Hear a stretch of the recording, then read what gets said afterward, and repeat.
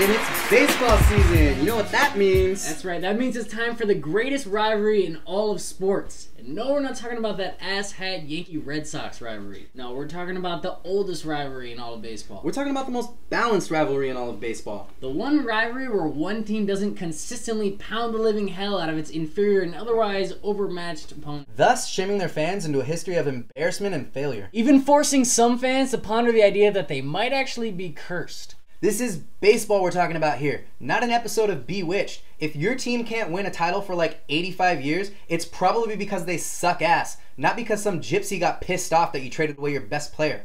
Giants and Dodgers have played over 2,100 games in the last 125 years of their history. And you know what the running score is in the series? The Giants have only won 13 more games than the Dodgers in that entire bench-clearing, shot-heard round the world, drunken fan-brawling feud. Jackie Robinson was actually traded from the Dodgers to the Giants in 1956, but rather than play for the team he had grown to hate his entire career, he decided to retire. Think about that for a second. Rather than continue to play, the most historically significant athlete in American sports said, "Those guys, I quit." Willie Mays, the greatest baseball player ever, refused to go play for the Dodgers and instead went to the Mets at the end of his career. The same team that we all know as baseball's version of Los Angeles Clippers. This dude decided it was a better idea to go back to New York and lose rather than put on Dodger blue. Which just goes to show that at one point in Major League Baseball, team loyalty actually existed. Now, both teams ended up in California from New York in 1958. The Dodgers ended up in sunny Southern California, where they have beaches, movie stars, and 365 days of beautiful weather. Okay, more like 361, because there's always that one weekend where it rains every day, and everybody in LA pisses themselves because they think it's Armageddon. The Giants ended up in San Francisco Bay, and much like Columbus discovering the New World was greeted with a bunch of naked Indians running around, this team was met with a bunch of dudes running around in assless chaps, and that unmistakable stench of drunken pothead drifter.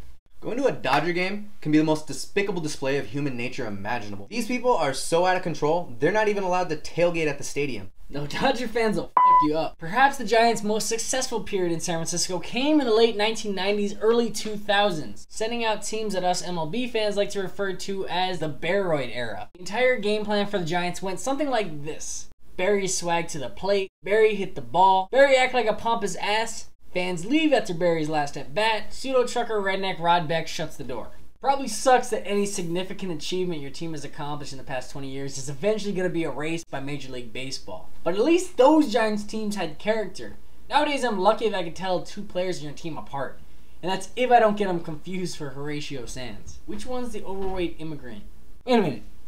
Who's that guy? That's Eugenio Velez. He's, kind of sticks out like a sore thumb in that clubhouse. Really? Yeah. I thought it was a pre-roided out Barry. Vin Scully. Dude, your mom's fat! My mom's like 5'2" and weighs like $110. Sorry.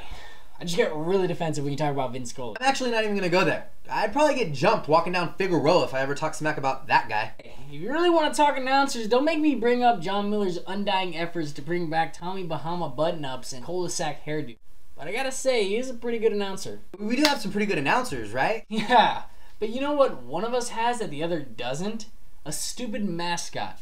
Your mascot's name is Lucille. But I'm guessing since it's San Francisco, it's cool to have a mascot that grinds up on other dudes. And before that, your giant mascot was a crab. I know the San Francisco's big on seafood and all, but I'm pretty sure that's not the message that most people got when they saw a giant crab dancing on top of the dugout. Thanks for giving us garlic fries, though. If there's one productive thing the Bay Area has given baseball, it's those bomb-ass munchies. While we're on that topic, I want to bring up the $7 piece of ground possum anus so affectionately known as the Dodger Dog. Who the hell is the marketing genius who thought it would be a good idea to monopolize the one thing that you can get at every freaking ballpark in the country? But I guess that's the Dodger mentality, right? Let's take something completely unoriginal and claim it as our own. Good. It's so good.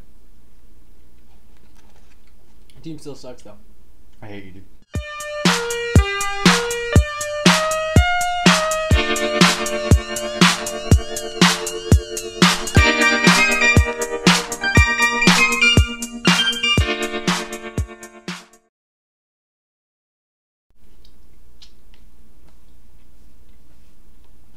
Are you fucking serious right now? It's not even fucking. Not even sure, dude.